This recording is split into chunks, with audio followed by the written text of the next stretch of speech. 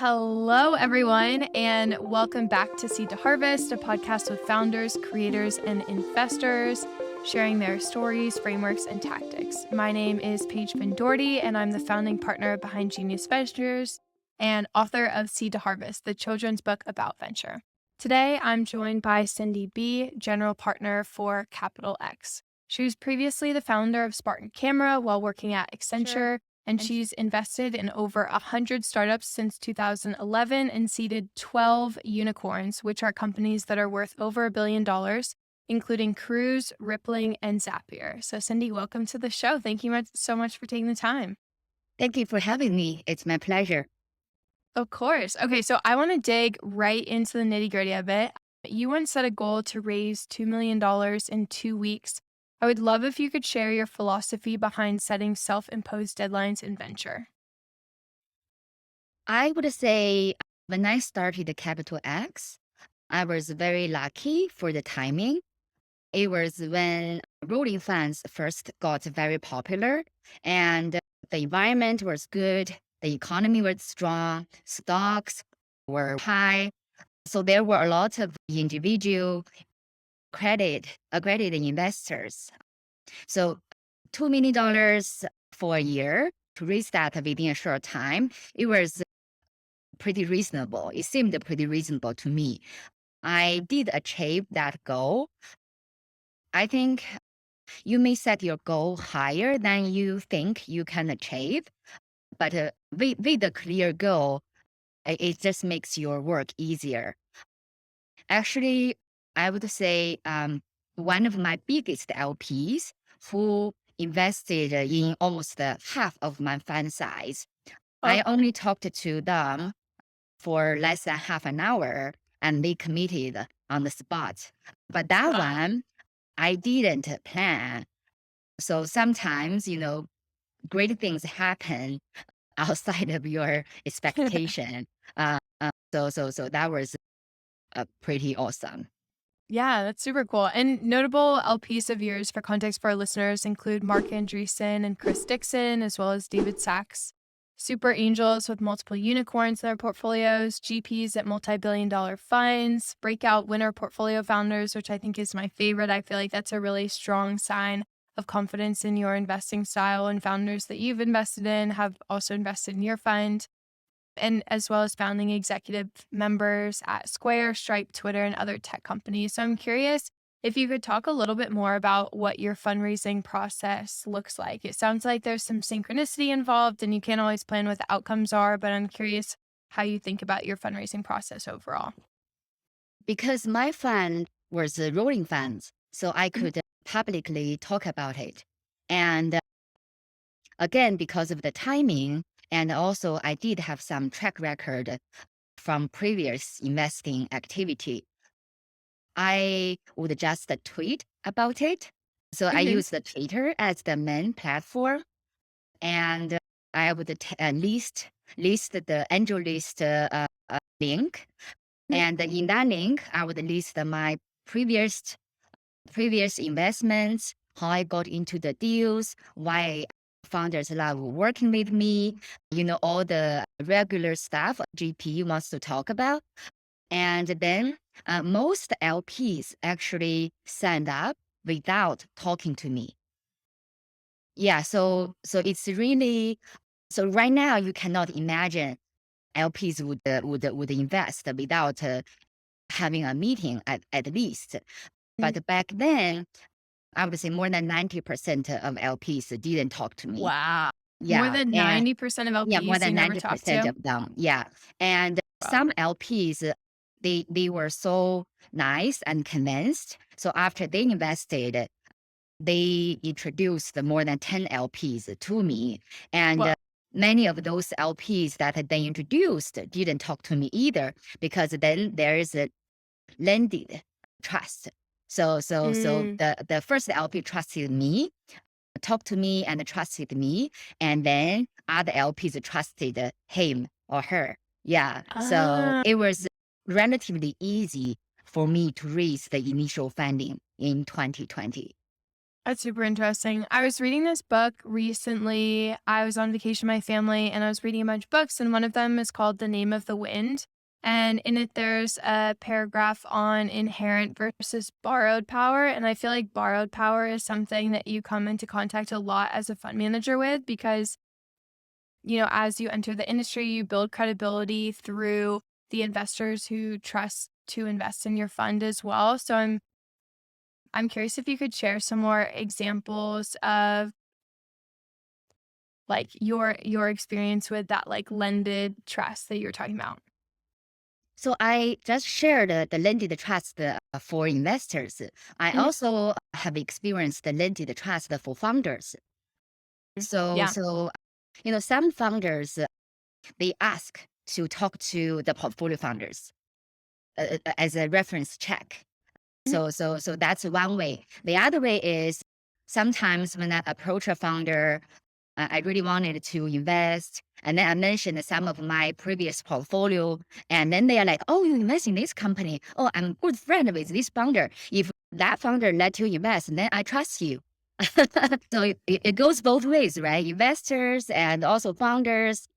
And of course, sometimes, like you may not take an intro, we all take inbound code uh, outreach. But sometimes when it's a founder you really like that introduced the company to you, or if it's investor who did that, you would definitely pay more attention to the deal and dig in more before you sometimes respectfully decline. But you would definitely do enough research. Right, right. And I've read stories from burger dinners, barbecue parties, personalized and persistent messages, warm intros, matchmaking stories. Don't get me fired, please. Lightning fast wires, and sometimes even love letters, which I had a good chuckle reading about. So tell me about one of your favorite instances of getting into a competitive deal. So I have so many stories because each of those stories were real. I wrote about it on my Medium. I I haven't written Medium for a while, but that's also a good way for GPs to build a brand. But anyway, so I can tell two stories. One story is the three stories, if you allow me. Let's Perfect. say, Yeah, yeah, please do. burger dinner. That was Zapier. That was when I first started investing. And back then, I would invite them to dinner or lunch because I need to eat anyway. So why not combine work and pleasure together? And they need to eat too. So it's not like they have to schedule extra time to talk to Hmm. investor. So it's good for both ways. And so I invited them to a burger place in Mountain View downtown, and I mentioned, oh, I worked at a software company that's remote only. So that was in 2013, I Hmm. think.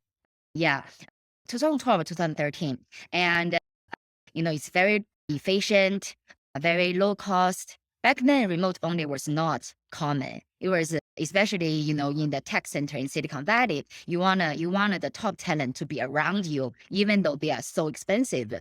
So, but I mentioned that I'm not sure if it's because the founders really listened or they already planned to hire remotely. But Zapier is very well known for doing that since the early Yeah. days. They have been profitable very very early on, so they never needed to raise a new round of funding, and so that's a great example. Because when you are in person, you can say things you may not think of. Uh, if you just quickly, talk for half an hour at a busy cafe or something like that. Yeah. And also another one, matchmaking, is for Algolia. So that's Hmm. a founder from France. And they already closed the round, I think. So, but I asked two people to make intro, including a French friend to make intro, so I could have a coffee meeting. So finally, we had a coffee meeting. But I think the founder was ready to say no, right? I'm just being polite to meet you. But then I'm like, you know what? I matched the two couples, and now they are still together. And one of them is a French guy who introduced me to you, and that means I can also do matchmaking for hiring. So if you need hire people, I can help you hire all over the world, because the software company I work at, they hire from all over the world. So also I sealed the deal, although the check Mhm. size was half of what I usually wrote. Yeah. So the third example is barbecue. So I went to a founder's barbecue, and then Dream2 founder was also there. So at the barbecue, I didn't pay a lot of attention to what he was doing, but we had a good chat. And then afterward, we went to a coffee shop. He demoed his early product, and that was in 2017.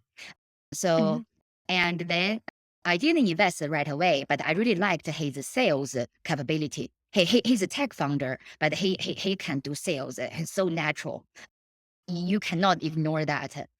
And then, I think a couple weeks later, he emailed me saying, we are closing the round, but I really like you. So if you want to put in a small check, I can still take it.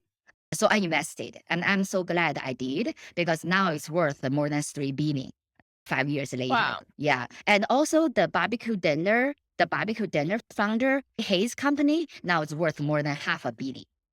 I also Whoa. invested. So sometimes you really want to go to the right parties, the founder parties or investor parties, to meet the top founders. Yeah. And then you do a deal, and then it makes you a name and with good return. I love that. You mentioned sales skills right before this, but given your track record investing in these unicorns like Cruise, Rippling, Zapier, what criteria do you look for in founders that you back at the earliest stages? And I'm curious what patterns you might have seen arise given your incredible success and unicorn hit rate. Thank you for that. But I want to say one thing. I think a lot of investors who started a decade ago Mhm.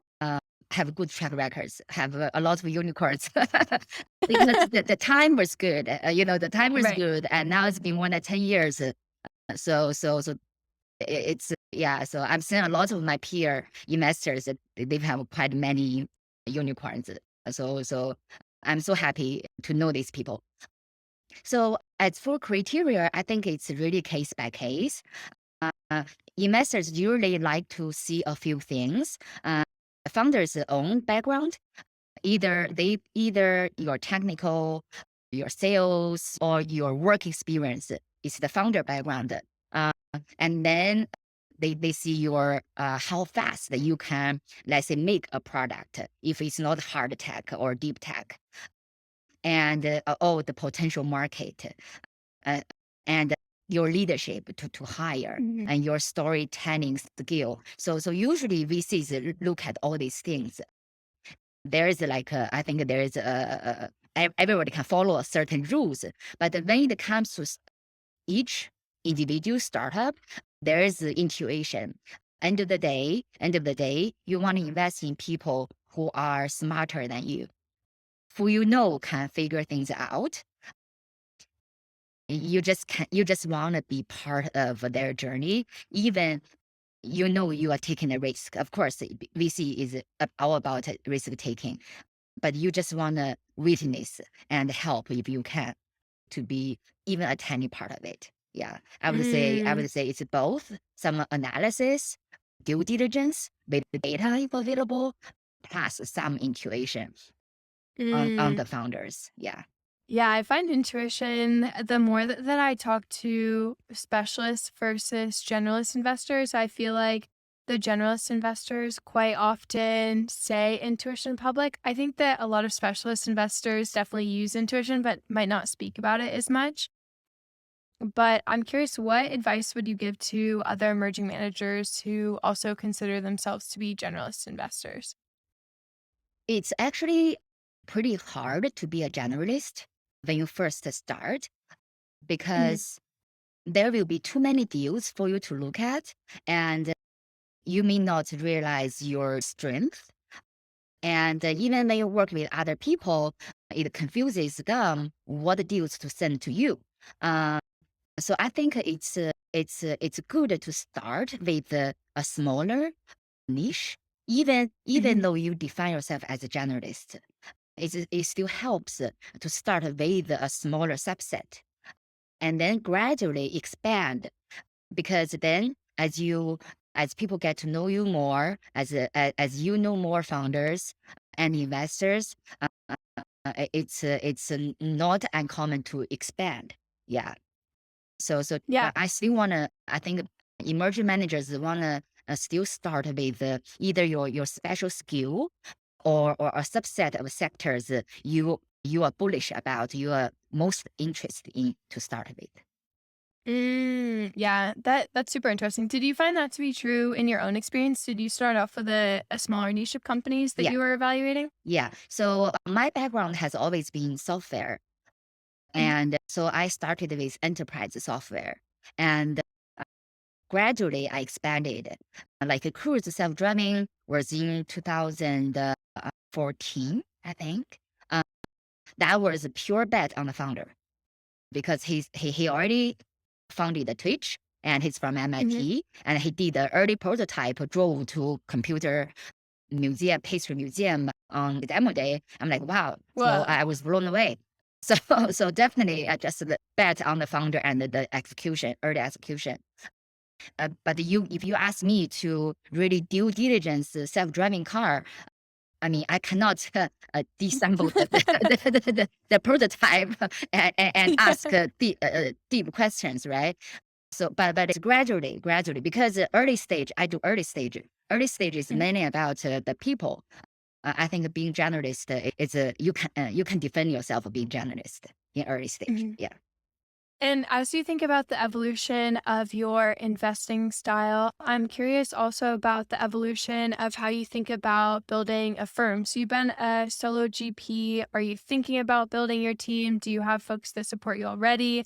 Curious for your thoughts on that and how you see Capital X growing in the future. Yeah. So I think I will continue with rolling funds. And so I want to throw it out there because it's very flexible and it's easy to run. On top of that, I do hire venture partners Hmm. to share carry with me, and Hmm. because it's good for them to continue building their track record, but also they can do other things. Not everybody want to becomes a full-time VC. So Hmm. I do have venture partner. For example, Mandy Hong, she's my venture partner, and she also runs her own startup. And Hmm. she also is angel investor. She invests in other companies on her own. Sometimes, some of her portfolio also comes into Capital X if it fits the fund.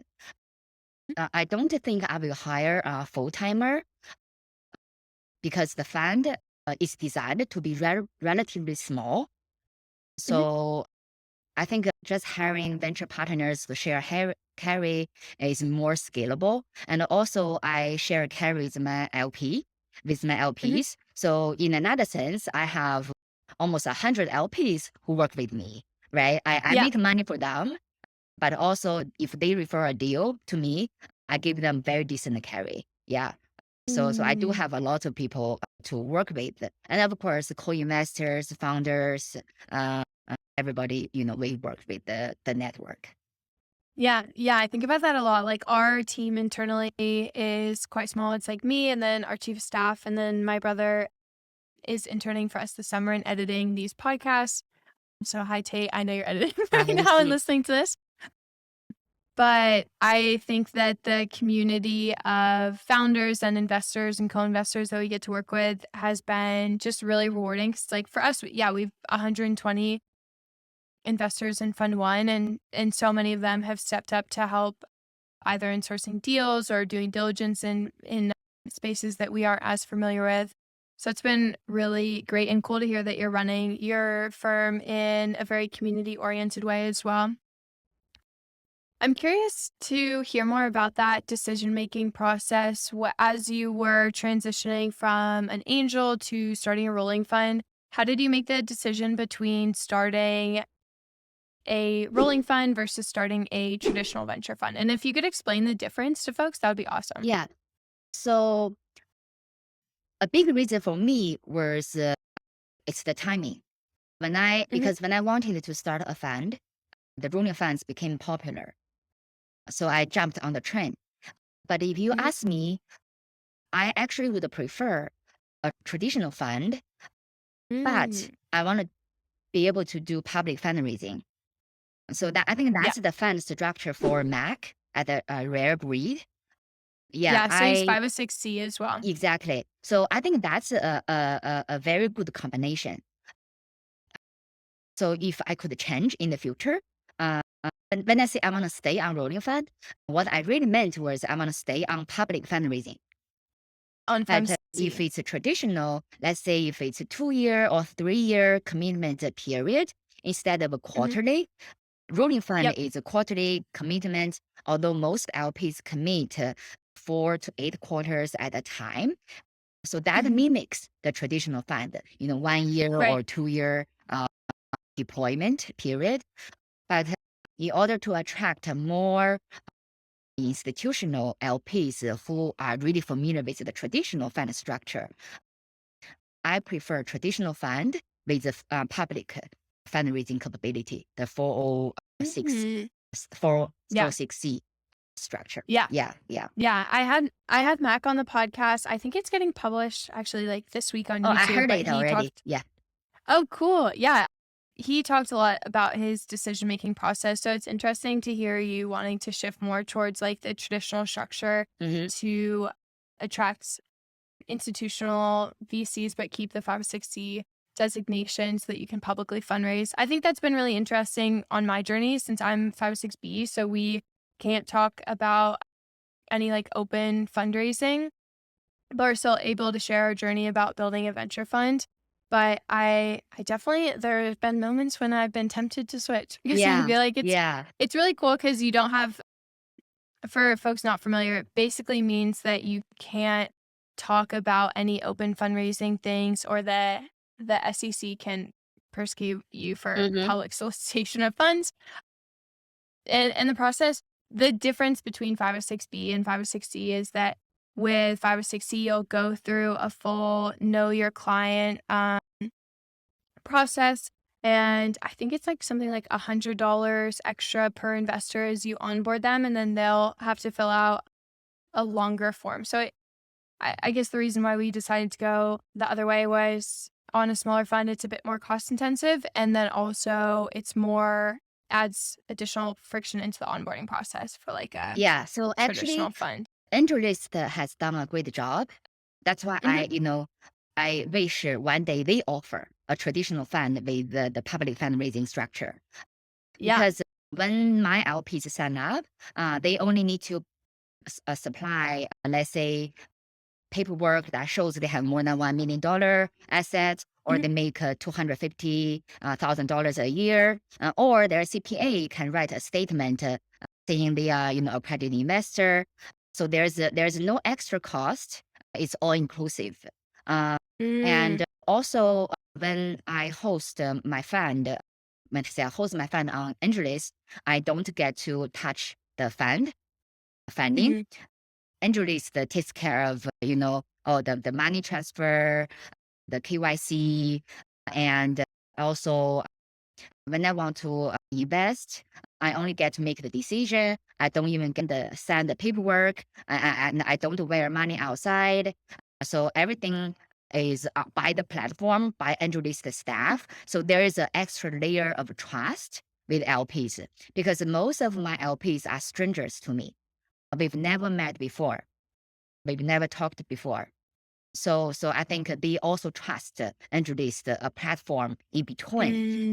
So the Hmm. GPs cannot make fraud, right? The GPs cannot Yeah. take the money and run. Right. That's a Right. worst scenario. Yeah. I'm curious. It sounds like you think very intentionally about scaling your time, especially like that's prevalent in your decision to go on AngelList so that you can focus on the investing side of things. And I'm curious, what other habits have you set in place that allow you to consistently do efficient work? Yeah, if you could expand on that, I would love that. Okay. So I am not sure if I intentionally uh, do it. So I know a lot of VCs talk to many, many startups Mhm. and to collect data, to do research, and they don't intend to invest. I think a subset of investors are like me. We usually don't talk to startups Mhm. unless we are quite convinced, we intend to invest. Mm. So that saves me a lot of time because it's very easy to check out a pitch deck and check out the founder's background online and do some quick research online to decide, oh, you know what? I don't want to invest or it's too early. Then, oh, you schedule a time and then you talk to half an hour and then you need to reply an email, think of what to say to reject them. So Yeah. so I think that's a big thing in my work. Uh, I don't talk to a whole lot of startups.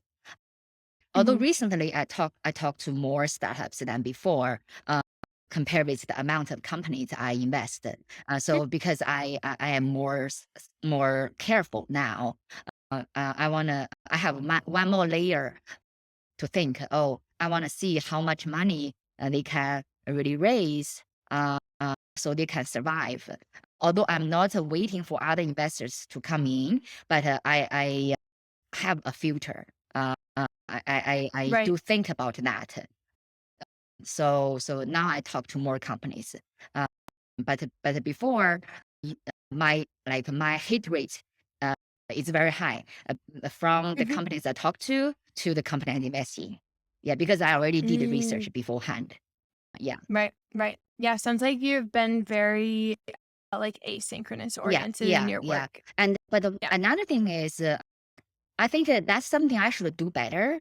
It did save me time, but I think I should do the opposite, or I should go out more, meet more people.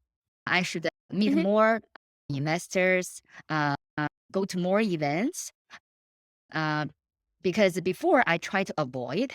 I think a lot of those events are probably, if they are not a waste of my time, but they are probably not the best use of my time. But Mhm. sometimes, we need to let the serendipity play to our favor. I think I need to go out more. Yeah, I love that. I love that. Yeah, I think that it's definitely like something that we think a lot about at BGB. So I've really focused on throwing events kind of like every other month in different cities. So I'll definitely let you know when we throw one in San Francisco. I think hopefully we'll be yeah, there this yeah. fall. So yeah, that'll be fun. Cindy, I really appreciate you spending this time with me today. To close us out, do you have, or what advice do you have for folks that might still be in school and are considering starting their careers out? I think they can start whenever they want. I worked with people who are like 17 years old, 15 years old, and I've seen founders who started companies at around that age too. So because there are so many ways to collaborate with the VCs. Mhm. If they want to get into VC, just reach out. I love that. Perfect. Well, Cindy, thank you so much for joining us. For those of you listening who want to learn more about Cindy and her work, I'll drop her Rolling Fun link and her Twitter in the show notes. And again, Cindy, thanks so much for coming on. I had so much fun. Thank you, Paige, and I really appreciate you spending the time with me. And best of luck to your fund, and hopefully we get to Thank you. co-invest in the future. And I have a lot of admiration for you starting VC at such a young age. I so appreciate it. Thanks so much for tuning in today to Seed to Harvest. If you enjoyed this episode, be sure to subscribe wherever your favorite podcast listening platform is. I'll be releasing new episodes weekly, and if you have any questions or comments, feel free to let me know on Twitter. That's Paige Finn, Paige and then Finn with 3 N's. Thanks, and see you again next week.